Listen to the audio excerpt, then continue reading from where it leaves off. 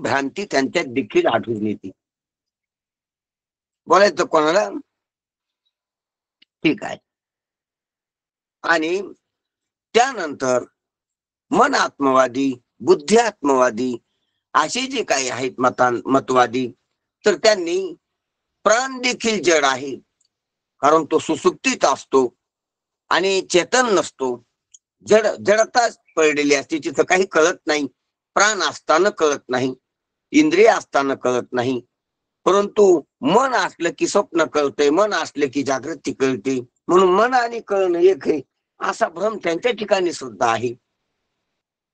कारण मना वाचून कळण्याचा व्यवहार नाही आणि मन जाणणार नाही. ही गोष्ट कळायला थोडी क्लिष्ट आहे ह्या इतर गोष्टीपेक्षा.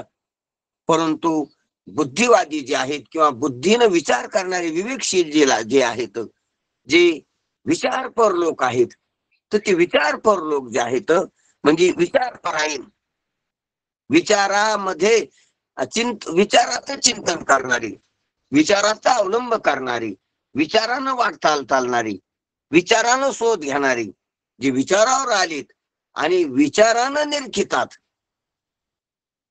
देखे सारासार विचारिता किंवा तैसे विचारिता निरसली किंवा हा विचारून अहंकारू सांडीजी, हे विवेकशील लोक आहेत, विचारपरायण लोक आहेत. तर ते विचारपर लोक ओळखीती. जे विचारपर लोक आहेत ते ओळखतात की मन जरी मना वाचून व्यवहारात जाणण्याचा व्यवहार नसला, जागृतीत मना वाचून जाणण्याचा व्यवहार नाही, स्वप्नात बी मना वाचून जाणण्याचा व्यवहार नाही, तरी बी मनाचा जाणणं मनाचं नाही. ज्ञान हे मनाचं स्वरूप नाही, मनाचं स्वरूप जडच आहे. फक्त अतितडीचा प्रश्न आहे की मनाची उपाधी किंवा मनाची वृत्ती असल्याशिवाय जाणीव प्रगटत नाही, जाणू शकत नाही. जाणणारा बी ही जरी खरं असलं तरी बी त्याचा नाही. जसा बल्बचा काच आहे, काचाशिवाय बल्बचा प्रकाश पडणार नाही. काचाचा फुगा जो आहे, गोलक आहे ती, त्याच्या वाचून त्या संघर्षांच्या तारेचा उजेड पाडणार नाही, विद्युतचा बी उजेड पाडणार नाही. कारण त्या काचेमध्ये विशिष्ट वातावरण, विशिष्ट गॅस, विशिष्ट गॅसीचा दबाव आवश्यक आहे. त्याच्याशिवाय ती विद्युत त्या टंगस्टनच्या तारीमध्ये जळू शकत नाही. ही वास्तविकता आहे, ती प्रज्वलित होऊ शकत नाही आणि तिचा प्रकाश पडत नाही. हे खरं आहे, हे त्याचं कारण आहे. परंतु बल्बचा प्रकाश नाही, त्या काचेच्या गोळ्याचा प्रकाश नाही.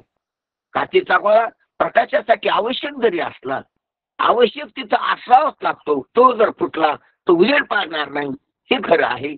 मग तो फुटल्यामुळे उजेड पाडला नाही म्हणजे त्याचाच उजेड होता असं म्हणण्या इतकं आपण चुकू नाही, असं म्हणण्या इतकं आपण भ्रांत असू नाही. त्याचं विश्लेषण करावं की काचेचा जो वरचा भाग आहे त्याचं काय काम आहे, त्या तारेचं काय काम आहे, विद्युतचं काय काम आहे, होल्डरचं काय काम आहे, बोर्डाचं काय काम आहे, वायरचं काय काम आहे. प्रकाश पडतो या सर्वांच्या संयोजनानं, सर्वांचे मॅनेजमेंटनं जरी पडतो, सर्वांचं व्यवस्थापन लागतंय, परंतु नेमका प्रकाश कोणाचा आहे? प्रकाश पाडण्यासाठी कारणीभूत जरी सर्व घटक असले तरी प्रकाश स्वरूप कोणाचं आहे? प्रकाश स्वरूप काचेचं आहे का? प्रकाश स्वरूप होल्डरचं आहे का? प्रकाश स्वरूप त्या तारेचं आहे का? आतल्या सूक्ष्म तारेचं प्रकाश स्वरूप वायर आहे का बोर्ड आहे? नाही, बोर्ड लाकूड स्वरूप आहे, धातू स्वरूप आहे. वायर प्लास्टिक स्वरूप आहे, वायर मधली धातू स्वरूप आहे. हे आपल्याला माहित आहे आणि त्याचा उजेड नसतोय. मग होल्डर प्लास्टिक स्वरूप आहे, ती तार ही धातूची आहे बारीक, आणि काच मातीच्या सूक्ष्म शुद्ध कणाचा आहे. हे सर्व पदार्थ अप्रकाशित आहेत, अप्रकाशक आहेत, प्रकाश स्वरूप नाहीत. म्हणून त्याचा प्रकाश नाही, हा त्याची व्यवस्था होऊ शकते. प्रकाश पाडण्यासाठी व्यवस्थेच्या उपयोगी आहेत ते, व्यवस्थे सहकारी घटक आहेत ते, पण उजेड त्यांचा नाही. उजेड हा विजेचा आहे, कारण उजेड मुळातच वीज उजेड स्वरूप आहे. वीज आणि उजेड हे समीकरण आहे. वीज आणि शक्ती हे समीकरण आहे. शक्ती आणि उजेड हे समीकरण आहे. उजेडाची शक्ती ही शक्तीचा उजेड आहे. विद्युत ही शक्ती, शक्तीच विद्युत आहे. उजेड, ज्वलन, उष्णता आणि शक्ती. शक्तीच आहे. शक्तीच ज्वलन आहे, शक्तीच उष्णता आहे आणि शक्तीच प्रकाश आहे. म्हणून प्रकाशापासून शक्ती तयार करता येते, शक्तीपासून प्रकाश प्रगटता येतो, शक्तीपासून जाळता येते, ज्वलनापासून शक्ती निर्माण करता येते. तशा पहिल्या कोळशावरल्या गाड्या होत्या, ज्वलनापासून शक्ती, शक्तीपासून गाडी पळत होती. रेल्वे, ज्वलनातून शक्ती, शक्तीतून ज्वलन, ज्वलनातून प्रकाश, प्रकाशातून ज्वलन. म्हणून शक्तीचे 3 रूप आहेत, प्रकाश, ज्वलनता आणि उष्णता. ते एकाच शक्तीचे रूप आहेत. एक शक्ती आणि ती विद्युत आहे. ती तिथं बल्बमध्ये प्रकाशाच्या रूपानं प्रगटण्याची व्यवस्था आहे, शेगडीमध्ये उष्णतेच्या रूपानं प्रगटण्याची व्यवस्था आहे. त्या विद्युतला पहा, म्हणजे कुठं प्रकाशाच्या रूपानं, कुठं उष्णतेच्या रूपानं, कुठं ज्वलनतेच्या रूपानं. नुसती उष्णता आहे. सूर्यामध्ये प्रकाश आणि उष्णतेच्या रूपानं तिथं प्रगटण्याची व्यवस्था आहे. पाहतोच आपण. चंद्रामध्ये नुसत्या प्रकाशाच्या रूपानं प्रगटण्याची व्यवस्था आहे, तिथं उष्णता नाही. म्हणून अशा वेगवेगळ्या जरी प्रकार असला तरी नेमका प्रकाश कोणाचा, त्या घटकातला प्रकाश हा विद्युतकडे जातो. मग विद्युत केवळ विद्युतचा प्रकाश आहे का? नाही, विद्युतमध्ये प्रकाश आहे पण अप्रगट आहे. प्रकाशाच्या प्रगटाची व्यवस्था आहे. मध्ये उष्णता आहे पण प्रगट. त्या उष्णतेच्या प्रगटण्यासाठी व्यवस्था आहे, शेगडी वगैरे, हिटर वगैरे. ज्वलन, तसंच ज्वलन, तसंच प्रकाश आणि तशीच उष्णता. उष्णता, प्रकाश आणि ज्वलन. ध्यानात घ्या, हे 3 शब्द येतो. त्याच्यातली उष्णता जस काय सत्पद आहे, ते विद्युतचं आपल्या दृष्टांतात. त्या प्रकाश हे चित्पद आहे आणि ज्वलन हे आनंद पद आहे. म्हणून प्रकाश प्रगट होतो त्या उष्णतेचा, त्या विद्युतचा. विद्युतच प्रकाश स्वरूप आहे, पण प्रगटनाची व्यवस्था असल्यावर प्रगट होतो. आणि प्रगटन उपकरणामध्ये होतं, पण उपकरणाचं प्रगटन नाही. ते हे ध्यानात घ्यावं लागते. तसं देह असल्याशिवाय कळत नाही, पण देहाला कळत नाही. इंद्रिय असल्याशिवाय बाहेरलं कळत नाही, पण इंद्रियाशिवाय कळत नाही. प्राण असल्याशिवाय इंद्रिय जाणू शकत नाहीत. इंद्रिय नाहीत, पण प्राण जाणणारा नाही. मन असल्याशिवाय प्राणाची, इंद्रियाची, देहाची जाणू शकत नाही, पण तरी मन जाणार नाही. मन चेतन रूप नाही, मन जड स्वरूपच आहे.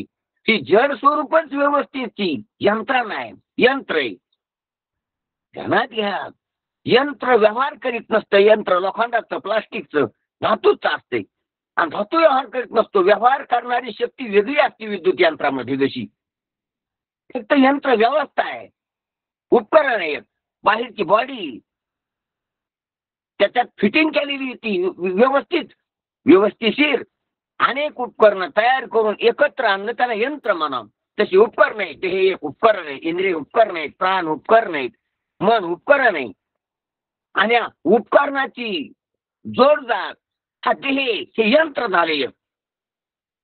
विषय प्रकाशक यंत्र सुपूजित असं माऊली देखील त्याला म्हणतात. विषयाचं प्रकाशन करण्याचं हे यंत्र आहे. देह, इंद्रिय, अंतःकरणादी ही यंत्रणा आहे. म्हणून परंतु ही यंत्रणा सत नाही, ही यंत्रणा चित नाही आणि ही यंत्रणा आनंद नाही. आपण यंत्रणेतच आपण पडलो. आपण पशुबुद्धी पाहलो. पशुबुद्धी ध्यानात घ्या. जसं वाहन चाललं तर कुत्र्याला वाहनच चाललं असं लक्षात येईल, माणसाला नाही लक्षात येत. माणूस पाहतो, त्याचं विश्लेषण करतो की वाहन चाललंय.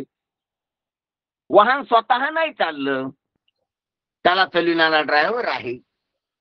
ते कशामुळे चाललं तर त्याच्यात इंधन असल्यामुळे चाललंय, टायर मध्ये हवा असल्यामुळे चाललंय.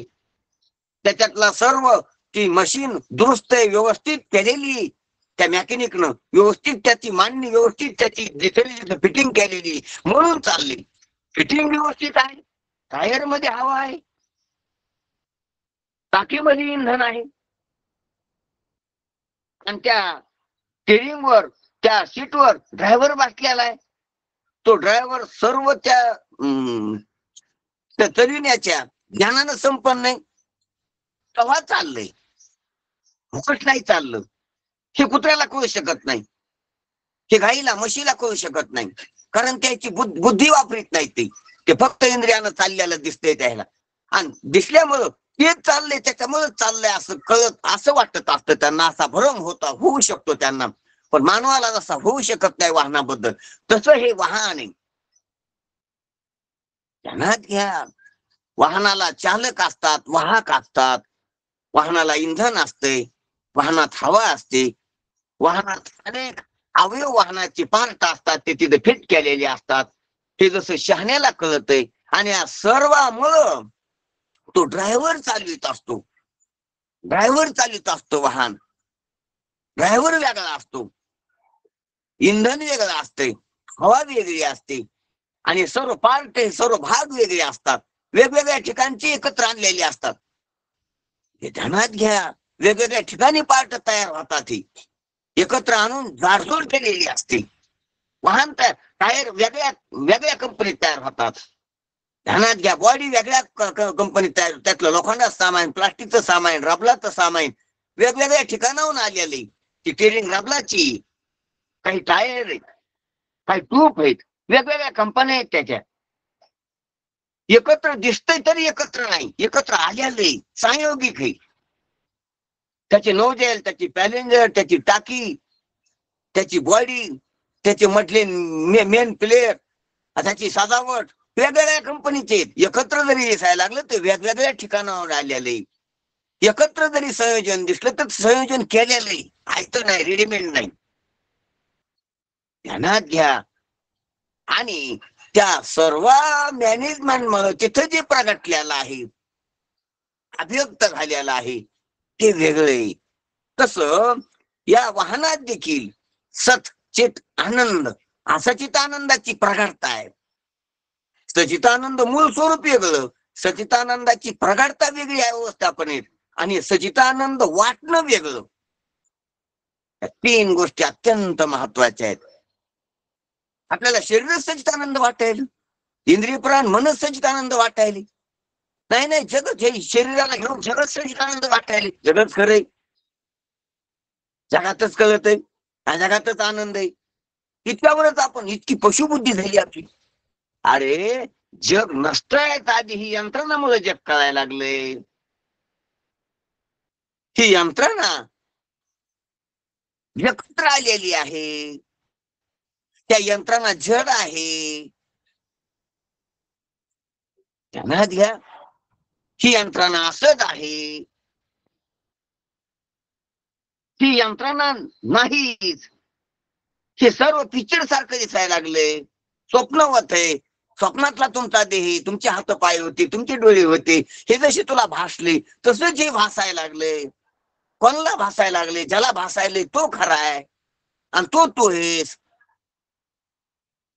असं आपल्याला इतक्या गोष्टी लक्षातच आल्या पाहिजे. इतक्या गोष्टी आपण लक्षात घेत असतो तरच आपण शहाणे ठरतो. त्याचे कपडे घातल्याने शहाणे ठरत नाहीत.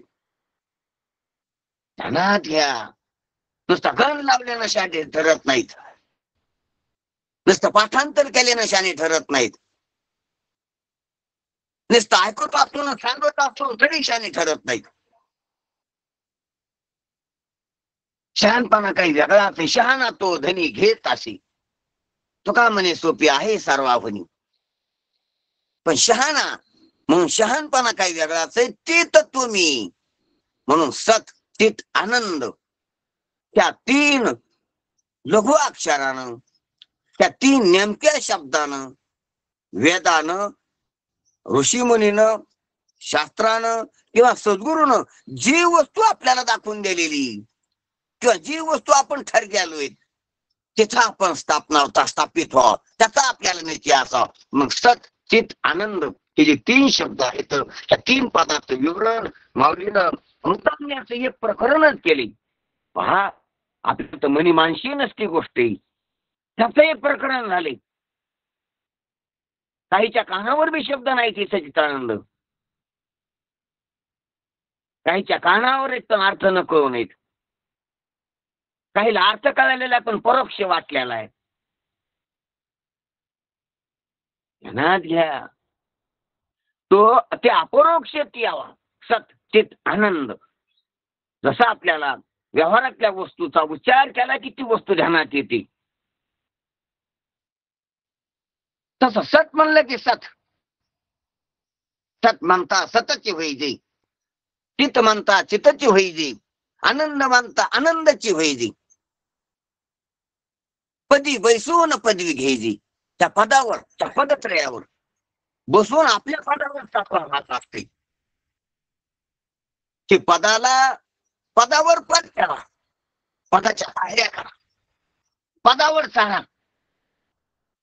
पदी बैसून पदवी घ्यायची. हे शब्द वाहन करा आणि प्रवास करा आपल्या स्वरूपात. आपल्या स्वरूपात चाला. साधू संत गेले आनंदी राहिली, परिणामी झाली कृत क्रांती. मग आपल्याला सुद्धा त्या हरिनामावर, त्या हरी लक्षात आणून देणारे जे नाम आहेत, ध्यानात घ्या, त्या नामावर आरूढ व्हायचे, त्या नामाचा उपयोग करायचा आहे. हे काल्पनिक नाम सोडून द्यायची. काय दगडूबा, धोंडीबा, शामराव, भीमराव, काय ते नाव असते, स्वाम्या गोम्या, हे नाम ठेवलेली मानलेली, हे काम चालावीत, ते व्यवहारापुरते. ते खोट्या लोकांना ठेवलेली खोटी नाव आहेत, खोट्या करता ठेवलेली खोटी नाव आहेत, खोटा व्यवहार भागविण्यासाठी ठेवलेली नाव आहेत, खोट्या व्यवहारातल्या अडचणी सॉल्व्ह व्हावा म्हणून ठेवलेली नाव आहेत. ठेवावं लागतील, नाही ठेवल्यावर अडचण येईल. ती अडचण होऊ नये म्हणून ठेवलेली. काम चालवले, खरं नाही ती, खरं नाही ते नाव ठेवलेले. जसं खेळात नाव ठेवितात ते काही त्याच. तो जिवंत झाला, हा मेला, हा बाद झाला, तो उठला.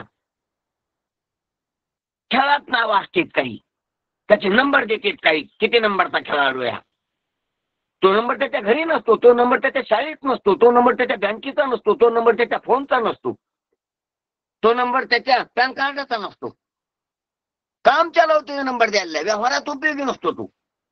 खेळात द्यालेला नंबर, इतक्या नंबरचा खेळाडू, 9 नंबरचा खेळाडू उठा, 9 नंबर त्याला काम चालावं. तिथं ग्राउंड मध्ये नंबर येतो. शाळेतल्या वर्गातला नंबर असतो विद्यार्थ्याचा, हजरी नंबर. तो शाळेच्या ग्राउंडच्या आत उपयोगी, बाहेर उपयोगी नाही. बँकेचा नंबर त्या पैशाच्या अर्थ व्यवहाराच्या उपयोगी, बाकी दवाखान्यात उपयोगी नाही. तो दवाखान्यातला पेशंट नंबर त्या आरोग्याच्या व्यवहाराच्या बाबतीतला आहे, तो घरी लग्न कार्यात चालत नाही. ध्यानात घ्या ही गोष्ट, ध्यानात घ्या ही गोष्ट. हे जसे तिथे प्रायव्हेट लिमिटेड काही खुणा असतात, तसे आपले हे नाव, आपल्या जाती, आपली व्यवहारातली सन्मानिता, आपली पद, आपली प्रतिष्ठा, ही सर्व व्यवहारिक आहे. आपण काय गरीब आहेत, श्रीमंत का गोरी,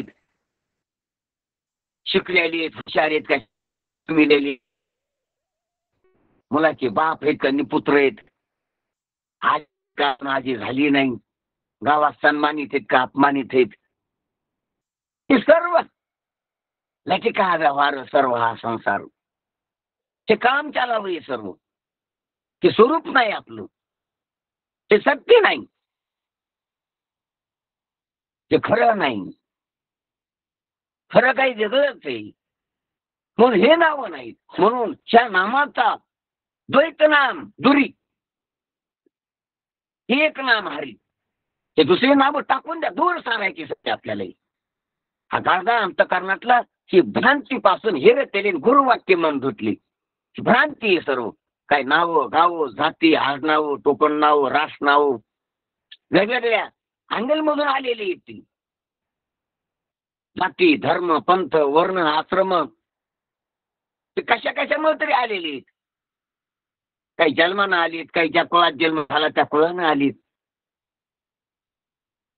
काही व्यवहारानं आलीत, काही शिक्षणानं आलीत, काही कलेनं आलीत नावं, काही ताकदीनं आलीत, काही बुद्धीनं नावं आलीत, काही निर्बुद्धपणामुळे आलीत. आलेले नाव आहेत ती, असलेली नाहीत.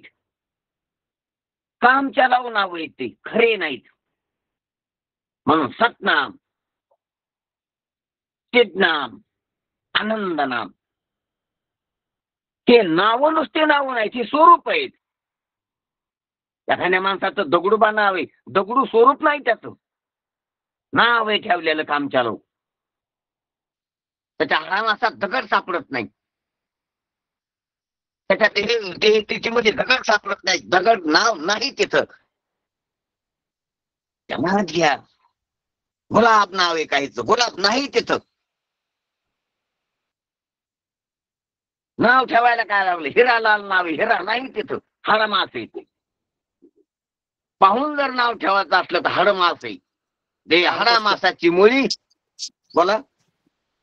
महाराज सांगत असते, बायानी घुगऱ्या खाल्ल्या आणि हे नाव ठेवलं, उपजलिया बालकाशी नाही तयापाशी ठेवलेली नावेशी ओ देत उठे. हो हो, बरोबर बरोबर आहे.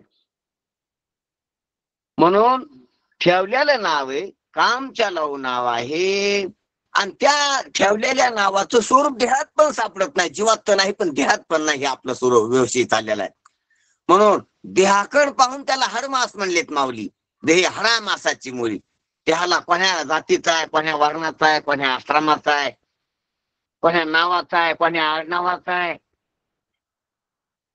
हे माऊलीनं पाहिलं नाही. पाहून जर म्हणायचं तर हरमास आहे. ध्यानात घ्या, जीवाकड जर पाहून म्हटले तर सुखी दुखी. काय कशाचे नाव आणि कशाची गाव आली. त्याच्या कारणाकडे पाहिलं तर बद्ध आहे. सुखी दुखी कशामुळे बद्ध आहे, म्हणून अज्ञानामुळं गुंतलेला आहे, परतंत्र आहे, हे नाव आहे त्याची. आणि संताकडे जर गेलं तर मग कळतंय की तो स्वरूपानं सत आहे, चित आहे, आनंद आहे. हे संतानं आपल्याकडे पाहून ठेवलेले आपली नाव आहेत, आपले स्वरूप आहेत. हे पा संतानं आपल्याला सचितानंद पाहिलं. ध्यानात घ्या, ब्राह्मणानं आपलं रास नाव पाहिलं, कर्मठानं आपले सुख दुःख पाहिली. ध्यानात घ्या, पाहुण्यानं आपल्या जमिनी वाडी पाहिली, मित्रानं आपला स्वभाव पाहिला. कोण कोण काय पाहिले, कोण कोण काय पाहिले. कोणी लोक आपल्याला मानते तर कोणी शिक्षण पाहिले, कोणी धन पाहिले, कोणी नोकरीला काय हे पाहिले, कोणी पदावर कोणच्या हे पाहिले. आपल्याला कोणी नाही पाहिलं. आपल्याला पाहते फक्त संत द्रष्टे पुरुष. संतानं फक्त आपल्याला पाहिले आणि आपण त्याला पाहत नाही, तिकडे जात नाही. फक्त संतच आपल्याला पाहतात. बाकीच्या सर्व आपल्या उपद्व्याप, आपल्या उपाध्या, आपल्या पसारा घरचा पसारा पाहतात बाकीचे लोक. आणि आपण बी त्याचा पसाराच पाहतो. पसारी पाहू इथे कुणाकडचे आपण वस्तू तत्व स्वरूप पाहत नाहीत. आपलं स्वरूप संतांना माहित आहे, संतांचं स्वरूप संतांना माहित आहे, ईश्वराचं स्वरूप संतांना माहित आहे, आणि जगाचं बी स्वरूप संतांना माहित आहे. सर्वांचं स्वरूप काय संतांना माहित आहे. गुरुवर्य बापूराव महाराजांनी सांगितलेलं ते तत्व सांगा ना. माणूस पुढे आल्यानंतर त्याचा पसारा पाहावा का काय पाहावं? हा नाही, आता वेगवेगळ्या अँगल वरून असते. अँगल वेगळे बोलण्याची, महात्म्याची जी अँगल असते त्या स्थितीला, त्या काळात, त्या विषयात, त्या प्रसंगात ते त्या युक्त्या वापरीत असते संत. तुका म्हणे फाशी वाघुरा कुऱ्हाडी प्रसंगी शिकारी पारी देतो. कोणता प्रसंग आहे, कशाची शिकार करायची, आज ज्याची शिकार करायची ती उडणारी का पळणारी का पाहुणारी. ध्यानात घ्या, ओढणारी असली तर त्याला वेगळं अस्त्र असतं, वेगळं त्यासाठी साधन असतं. पाहणारी असली तर वेगळं असतं त्यासाठी, पळणारी असली तर वेगळं असतं त्यासाठी. ओढणारी, पाहणारी, पळणारी शिकार असते. आणि जी ओढणारी नाही, पळणारी नाही, पाहणारी नाही अशी एक शिकार असती. झाड तोडायचा आपल्याला, वृक्ष तोडायचा, तर त्याला कोढार लागती. कारण ते ओढत नाही, पळत नाही, पोहत नाही. पाहणारीला जाळं लागतंय पकडायला, किंवा त्याला तो आकडा असतो तो लागतो. गळ पाहणाराला, ओढणाराला वेगळं धपकट तरी वेगळं, त्याला पकडायला फाशी. पाहणाराला वेगळंच, ओढणाराला वेगळं, पळणाराला वेगळं वाघुरी. आणि ते पळत नाही, पोहत नाही, उडत नाही अशी शिकार करायची आपल्याला. ते तुकापणे फाशी वाघुरा कोतरी प्रसंगी शिकारी फार देतो. आणि प्रसंगाला पाहतो तसा पुढचा जो विचारायला आलाय किंवा कोण्या प्रसंगात ते काय विचारायला, काय बोलल्या त्याप्रमाणे युक्त्या योजित असतात. म्हणून महात्मे जे असतात तर ते त्याचे पाहिलं पाहिजे बोलणं कोण्या प्रसंगात कसं आहे. कारण ते चालते चलते बोलते असतात, चलते बोलते देव असतात. म्हणून ते प्रसंगाप्रमाणे बोलत असतात. असो आपला विषय विस्तारित व्हायलाय. म्हणून कोण पुढचा माणूस पाहिला हे पहा, मुमुक्षूला सांगतात ते की तू त्याच्याकडे पाहताना त्याचा ज्ञान पाय, त्याच्याकडे पाहताना त्याचा धन, त्याचा मान, त्याचे कपडे, त्याचा काळागोरा रंग, त्याची उंची, त्याचं वय, त्याची पद, त्याची प्रतिष्ठा हे पाहू नको. तो मूर्ख हे पाय आणि त्याच्या नादी लागू नको. पाहिला तर त्याचा मूर्खपणा पाय. तो दुःखी त्याच्या मूर्खपणामुळे हे पाय. तो अज्ञानी, तो स्वरूपाला जाणत नाही हे पाय. कोणता बी व्यक्ती आपला मित्र असू, पाहुणा असू, शेजारी असू, शत्रू असू किंवा बिगर ओळखीचा असू, त्याच्याकडे पाहताना एक तर त्याचा व्यवहार पाहा आणि त्याच्या व्यवहारावरून त्याचा मूर्खपणा लक्षात घ्या. मूर्खपणा कर पाहा आणि तू मूर्ख असला त्याच्यापेक्षा काही जरी असलं तू दुःखी आणि त्यांना आपण सुखी होणार नाही त्याच्या संबंधात. म्हणून मूर्खपणा पाहून जगाकडे पाहा. जगातल्या लोकांकडे पाहताना त्याचा मूर्खपणा आहे. मूर्खपणासहित धन जरी असले तरी सुखी होणार नाही आणि आपण त्या संघ सुखी होणार नाही. मूर्खपणासहित काही जवळ सौंदर्य, मूर्खपणासहित काही जवळ ऐश्वर्य, मूर्खपणासहित काही जवळ रूप आहे, काही जवळ कला आहेत, काही जवळ पाठांतर आहे. मूर्खपणासहित काही जवळ भव्यदिव्य वस्तू असतात, आकर्षक वस्तू असतात, आयुष्य आहे काही जवळ. काही जवळ विद्वत्ता असती, मूर्खपणासहित विद्वत्ता असती. विद्वत्ता असती, मूर्ख बी असतो तो. म्हणून महाराज तुकाराम महाराज म्हणतात, ऐका पंडित जन तुमचे वंदितो चरण, नका करू नरस्तुती. हे नरस्तुती करणारे विद्वान कीर्तनकार, कीर्तन शिकलेत, पाठांतर केले संस्कृत प्राकृतचं, वेद वेदाचं पाठांतर आहे आणि मूर्खाचं वर्णन करतात पैसेवाल्याचं कोणाच तरी. म्हणून नका करू नरस्तुती. विद्वान हो, नरस्तुती करू नका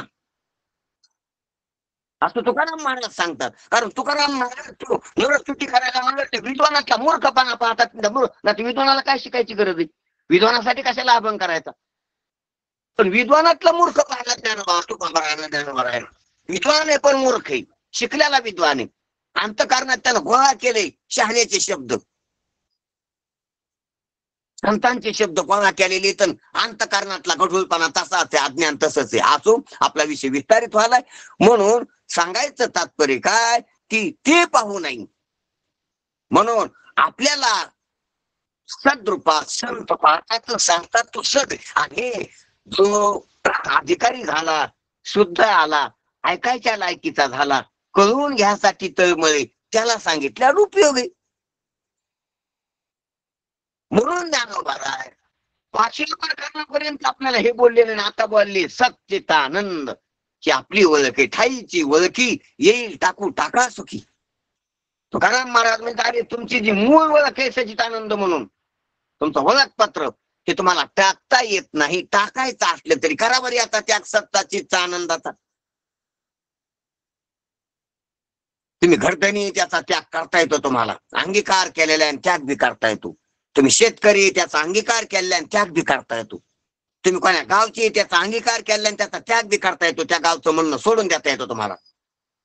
कोणी तुम्ही धर्माचा आहे कोणतरी सर्टिफिकेट आहे तुमच्याकडे धर्माचे ते तुम्हाला अंगीकार केले टाकून बी देता येतं. धर्मांतर करता येतो तुम्हाला. ध्यानात घ्या, ध्यानात घ्या ही गोष्टी. वर्ण आश्रम धर्म अंगीकार केल्याने टाकता बी येते.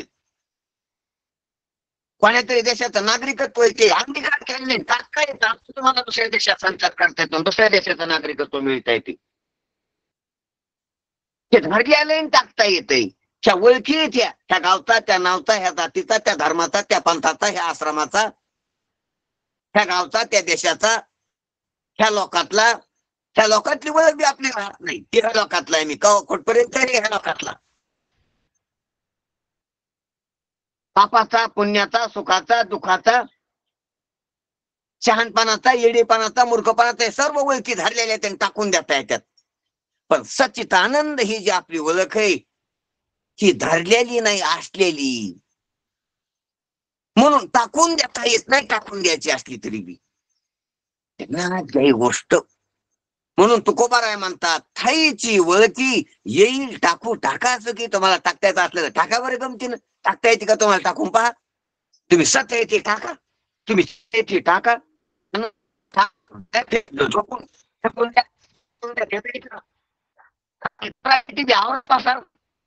खोटा धरता येतो का. किती मेहनतीने आवरायला लागला. श्रीमंत व्हा असा आवाज थोडा मागे पुढे होतोय महाराज. महाराज आवाज थोडा कट होतोय. एकदा रिमूव्ह करून वापस चालू करा महाराज. नाही कॅमेरा बंद करतो ना का रिमूव्ह करू. एकदा रिमूव्ह करून वापस जॉईन करा ना. आणि कॅमेरा बंदच राहू दे वाटलं.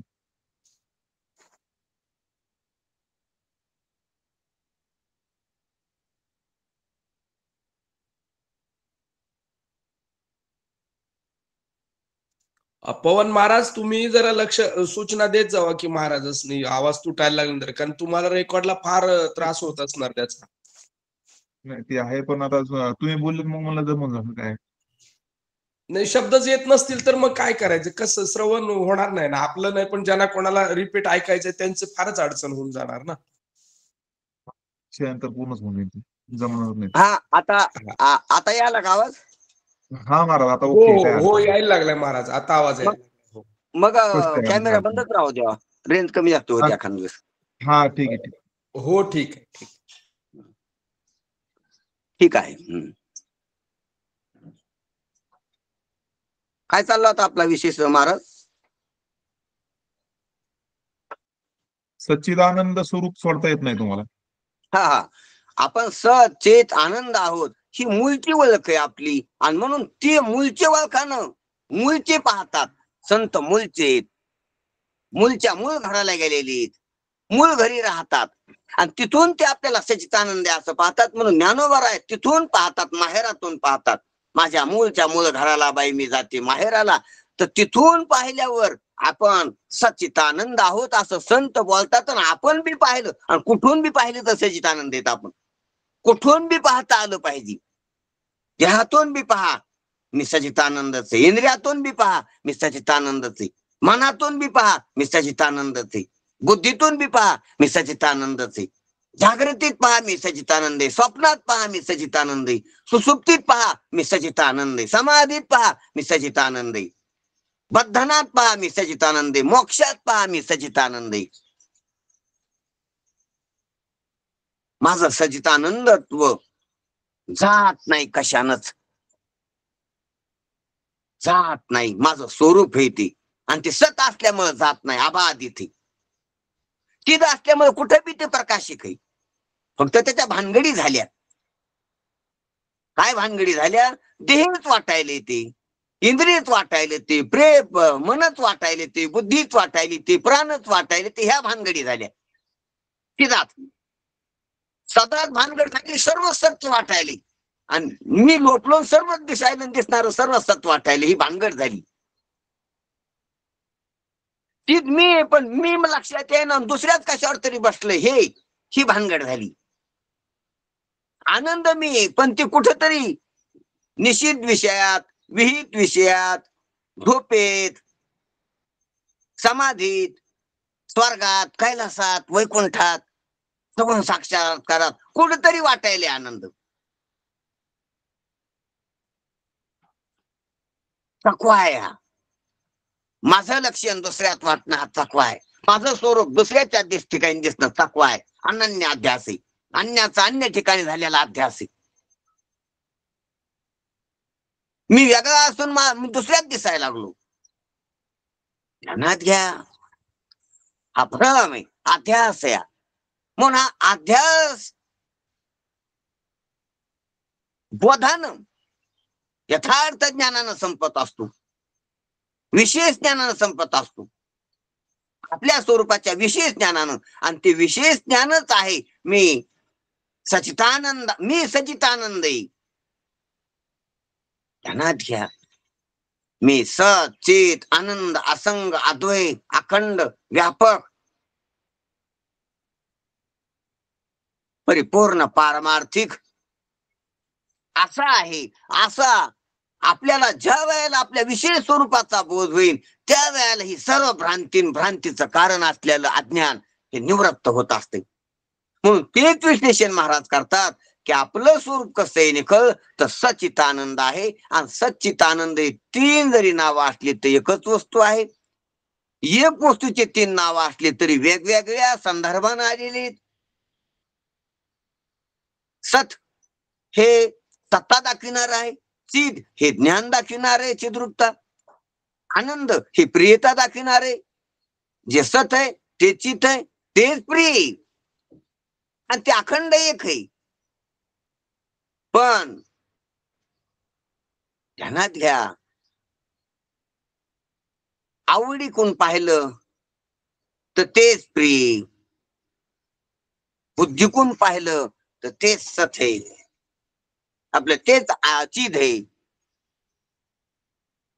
आणि असण्याकून पाहिलं तर तेच सत. अस्तित्वाकून त्याला सत शब्द आहे. कळण्याकून त्याला चित शब्द आहे. शब्द म्हणजे बोलावं लागतं, शब्द ते आहे तसं. पण आपल्याला शब्दाशिवाय पर्याय नाही सांगायला ना ऐकायला, म्हणून शब्द मनात येतो ना. तर शब्दाची काय गरज नाही, ते सत आहे फक्त. पण सत म्हणावंच लागतं इथं, वाणी असल्यामुळं काना असल्यामुळं. वाणीची कानाची प्रवृत्ती असल्यामुळं सत शब्द आहे ना, तर सत शब्द नाही तिथं. मौन नाही, ते आहे मौन नाही, अशब्द आहे. अशब्द सत असं म्हणावं लागेल आता, तरी शब्दातच बोलायला लागेल. मग काय करता, पर्याय नाही. आपण शब्दात पडलेलीत, कानातून वाणीत पडलेलीत, मनात पडलेलीत. व्यवहारच सर्व काना मनाचा वाणीचा इंद्रिय प्राण बुद्धीचा आहे. म्हणून पर्याय नाही. आपण लाचार आहेत, आपण कानाची मनाची बुद्धीची आणि वाणीची. आगा सासुरवासी मध्ये केले भगवंता. आपल्याला त्याशिवाय पर्यायच नाही, बोलल्याशिवाय, ऐकल्याशिवाय आणि आठवणीशिवाय.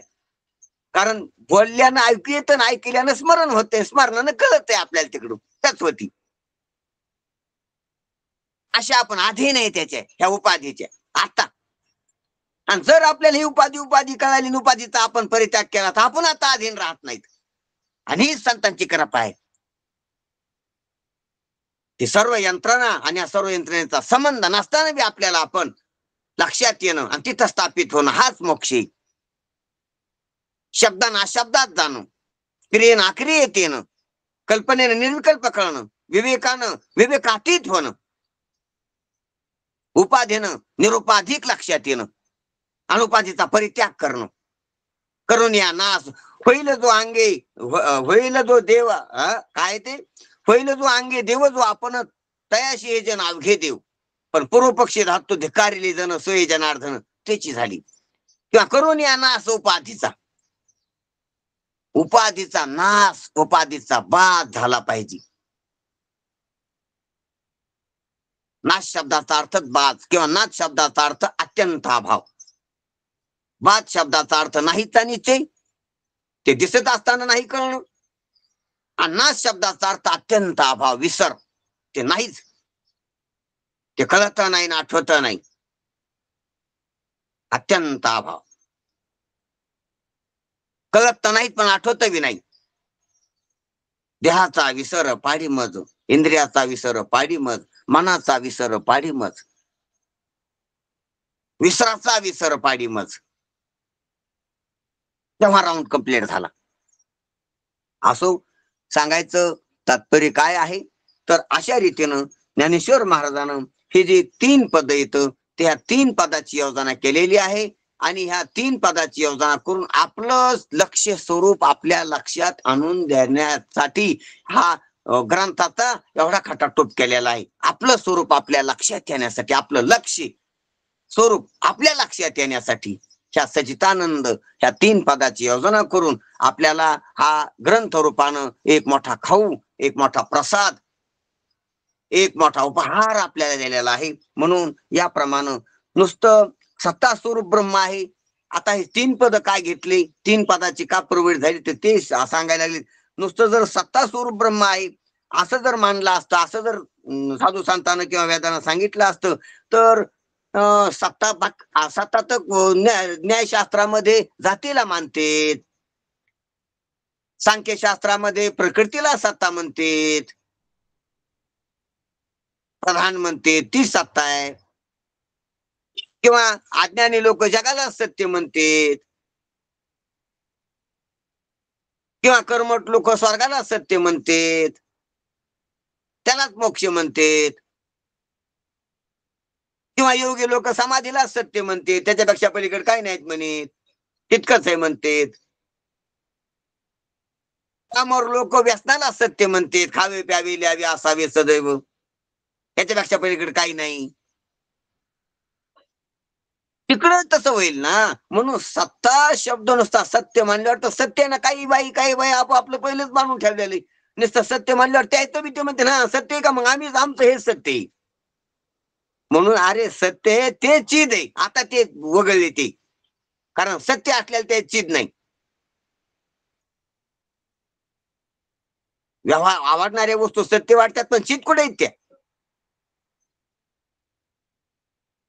आवडणारा स्वर्ग कैलास वैकुंठ सद वाटतो पण चित कुठे येतो. सुसुप्ती सद वाटते पण चित कुठे, समाधी सद वाटते पण चित कुठे. घ्या मग चित नाही तर काही म्हणते ना आमचं सदबी चित बी आम्ही म्हणतो ते. कारण आज समजा एखाद्यानं शिकार केली तर आमचं ते सत्य बी शिकार चित बी व्यवहारातलं सांगायला मी.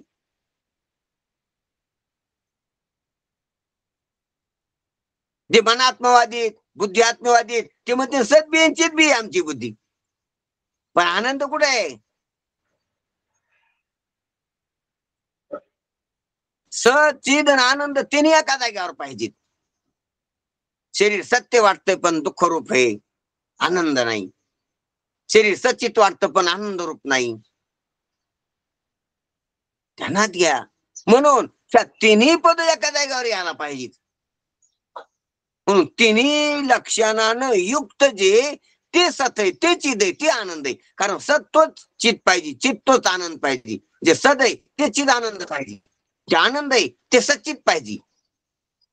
अशा तिन्ही याची आठणी एका ठिकाणी, तिन्ही मिळून एक आहे. म्हणून तिन्ही मिळून एक असं लक्षण केल्यामुळे निर्दुष्ट लक्षण झालं. त्याची अव्याप्ती होत नाही, अतिव्याप्ती होत नाही आणि असंभव बी होत नाही. असंभव म्हणा तर मीच आहे तसा नाही कसं म्हणतात, त्याचा शून्य कसं म्हणतात त्याला, मीच आहे ती. अतिव्याप्ती होत नाही म्हणजे ते लक्षण दुसऱ्या शास्त्रकाराच्या दुसऱ्या मतवाद्याच्या लक्षणात मिसळत नाही. आणि अव्याप्ती होत नाही म्हणजे असं लक्षण नाहीच असं होत नाही ना. असं लक्षणाचं काहीच नाही असं नाही, आहे मी. आणि निर्दोष आहे ते युक्तिवादानं पटवून देता येतं, प्रमाणानं, युक्तीनं, दृष्टांतानं सिद्ध करता येते. म्हणून शून्य नाही, असिद्ध नाही. सिद्ध करता येते म्हणून शून्य नाही. तसं लक्षण बसतच नाही असं नाही, बसतंय. ते दुसऱ्याच्या मतावर आल्यावर बसत नाही. म्हणून निर्दुष्ट लक्षण झालं.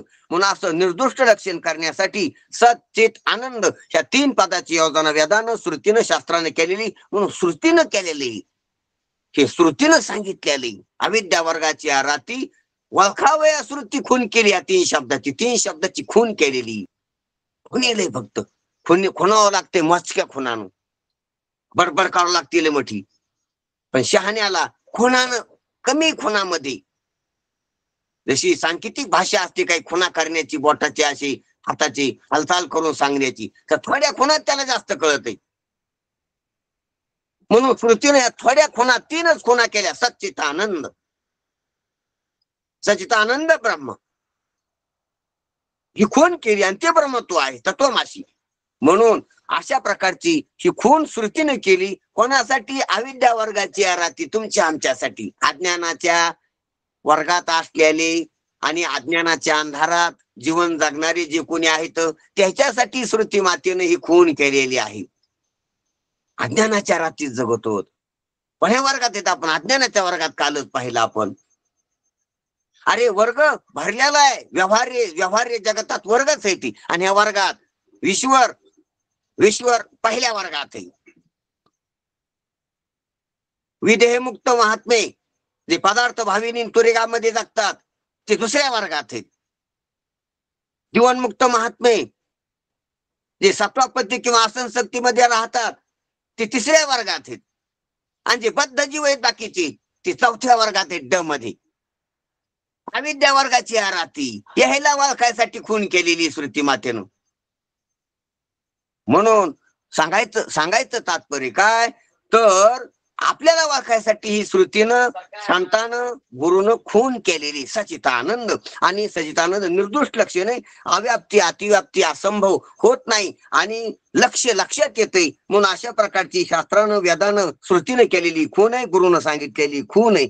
म्हणून याच्यामध्ये कोणत्या प्रकारचा हे होत नाही. म्हणून सत जर केलं असतं तर ते कोणावर न्यायशास्त्रातल्या जातीवर गेलं असतं लक्षण, असं इथं सांगितलं गुरुजीनं.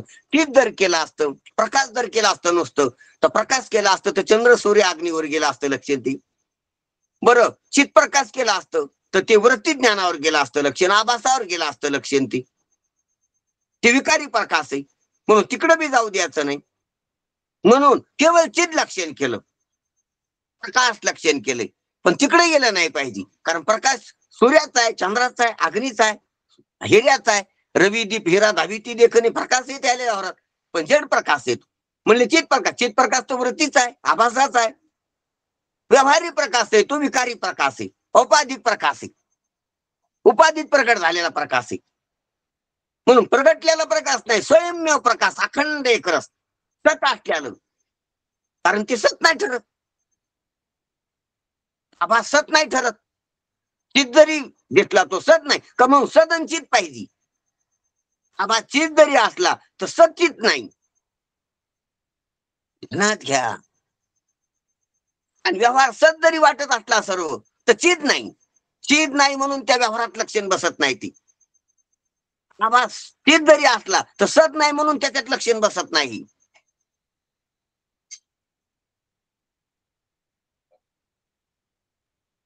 आणि सुसुप्तीत आनंद जरी असला तर सत नाही आणि चित नाही, हे लक्षण तिथं बसत नाही. म्हणून निर्दुष्ट लक्षण कुठं त्याचा असंभव होत नाही, अतिव्याप्ती होत नाही. म्हणजे दुसऱ्यावर लक्षण जात नाही, ते अतिक्रमण होत नाही. अव्याप्ती होत नाही म्हणजे दारिद्र्यता येत नाही, आणि असंभव होत नाही म्हणजे त्याचा शून्य ठरत नाही. ते अशा प्रकारानं कोण्याच बाजूनं. म्हणून सच्चिदानंद हे 3 शब्द श्रुतीनं आपल्यासाठी, आपल्या कल्याणासाठी गुरुमुखातून आपल्यापर्यंत आलेले आहेत. म्हणून नुसते सुख स्वरूप ब्रह्म आहे असे मानले असते तर विषयाचे सुख आहे असे अर्थात विषय सुखावर गेले असते ते लक्षण. परंतु अतिव्याप्ती झाली असती त्यानं.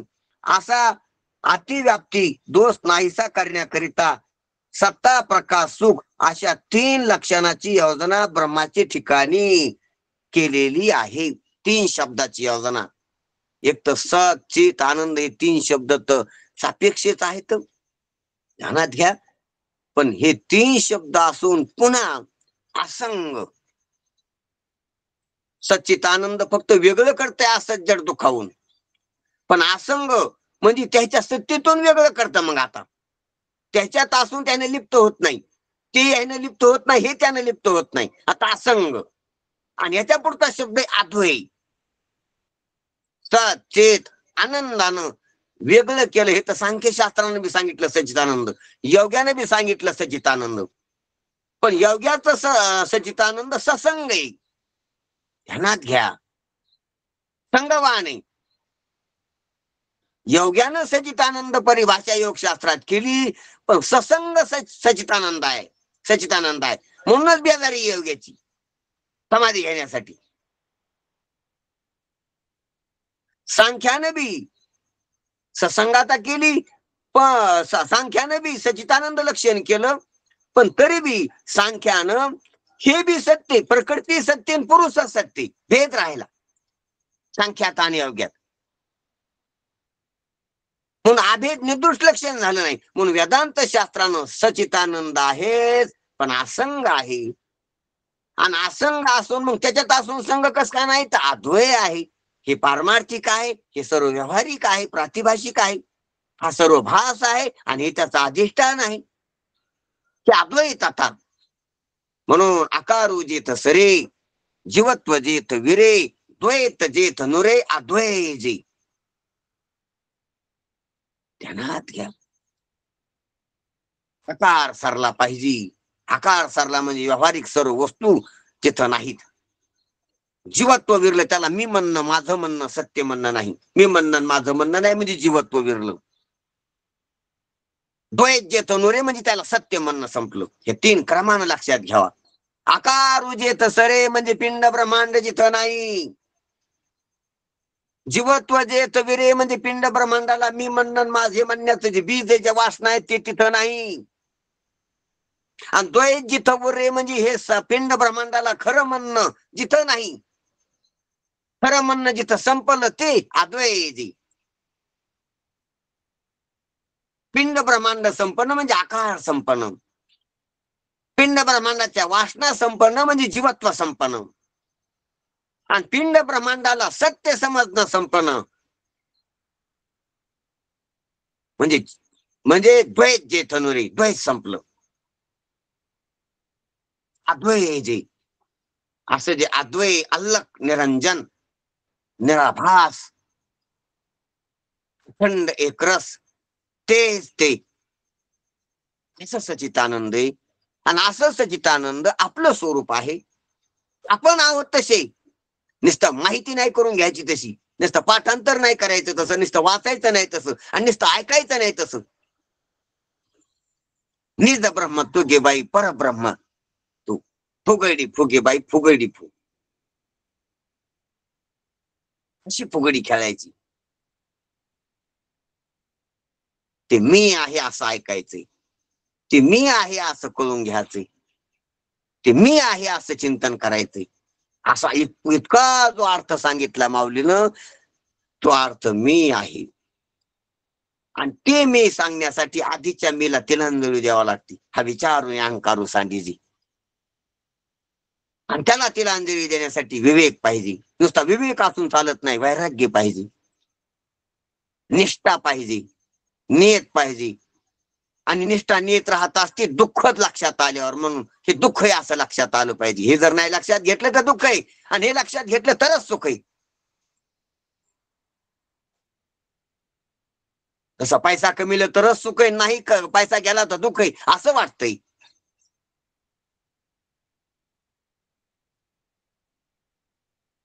फायदा झाला तर दुःख आहे, सुख आहे, तोटा झाला तर दुःख आहे असं जसं वाटतं व्यवहारात. उपवर पुरुषाला लग्न झालं तरच बरं, नाही तर काही खरं नाही असं वाटतंय. पुत्र न वाहणाराला पुत्र झाला तरच बरं आहे, तरच मी सुखी, नाही झाला तर काही नाही, तोंड दाखायसारखं नाही असं जसं वाटतंय. दवाखान्यातल्या पेशंटला गुण आला तरच बरं, नाही तर काही खरं नाही असं वाटतंय.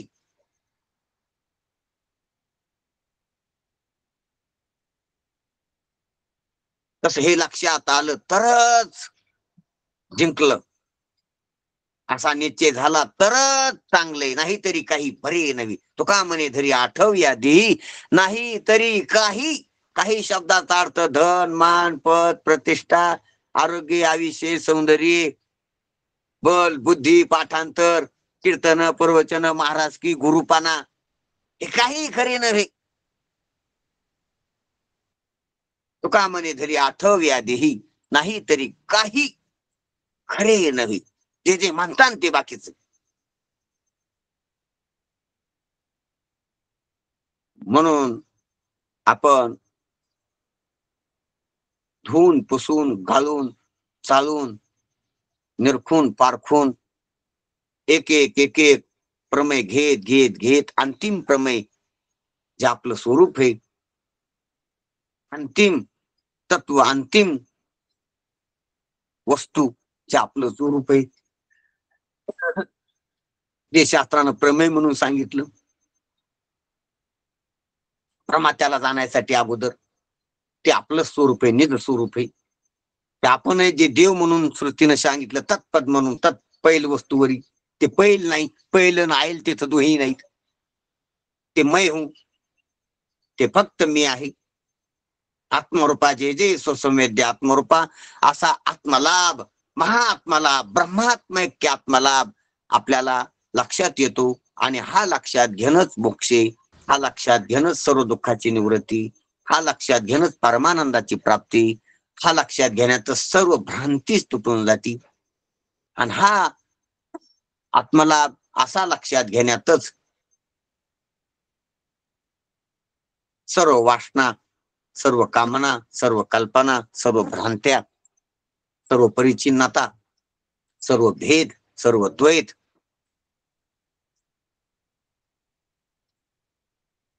सर्व मावळून जाते.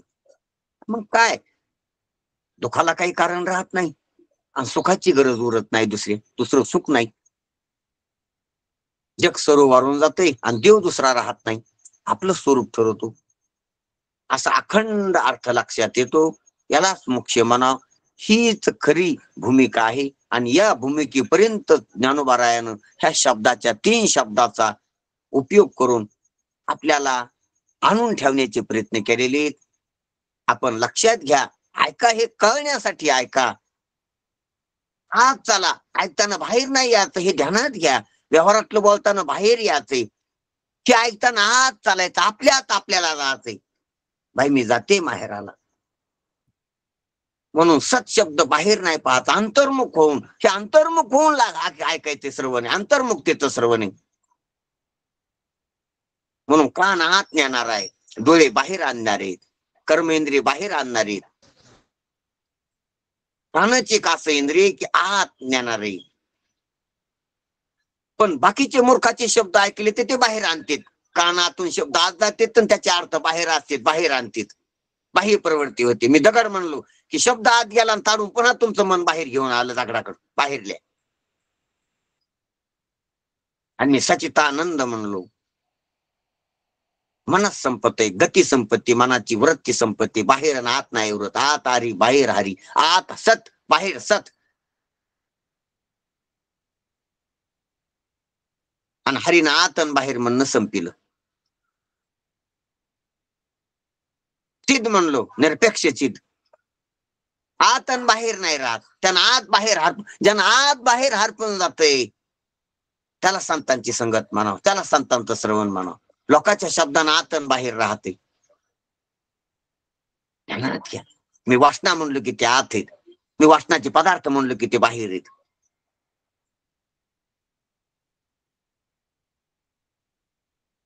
कल्पना म्हणले की आत आहेत, कल्पनाच्या वस्तू म्हणले की बाहेर आहेत. सुख दुःख म्हणले की आत आहेत, अंतःकरणनिष्ठ. सुख दुःखाचे कारण म्हणलं दुस्मान, प्रतिकूल वस्तू त्या बाहेर आहेत. आत बाहेर करणारे शब्द येते. आणि सच्चेतानंदात आत बाहेर हरपते. आत आणि बाहेर कशाच्या आत? देहाच्या आत आणि देहाच्या बाहेर अरे देहच नाही. इंद्रियाच्या आत आणि इंद्रियाच्या बाहेर अरे इंद्रियच नाहीत. मनाच्या आत आणि मनाच्या बाहेर अरे मनच नाही. कशाचा आत बाहेर?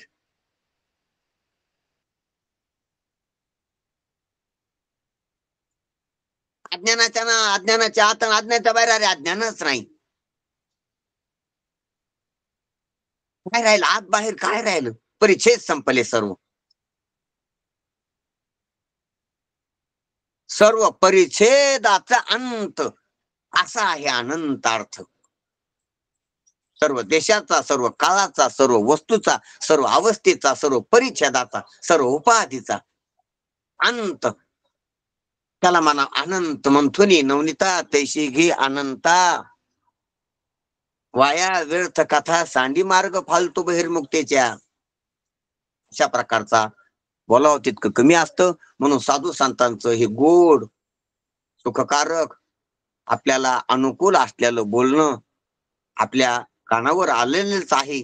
ज्ञानोबरायानं आणूनच टाकलेलं आहे, आपल्या कानापर्यंत गुरुजींना पोहोचलेलंच आहे. त्याचा आदर करून आपण त्याला अंतर्मुक्तीनं श्रवण करून तदनिष्ठेत तद्रूपतेत राहणं ही आपली आता त्याची जिम्मेदारी. म्हणून आपण तिथं स्थापित व्हावं असा साधू संतांचा आपल्याला निरोप आहे. ठीक आहे. हा, धन्यवाद महाराज. हा, ठीक आहे, ठीक आहे.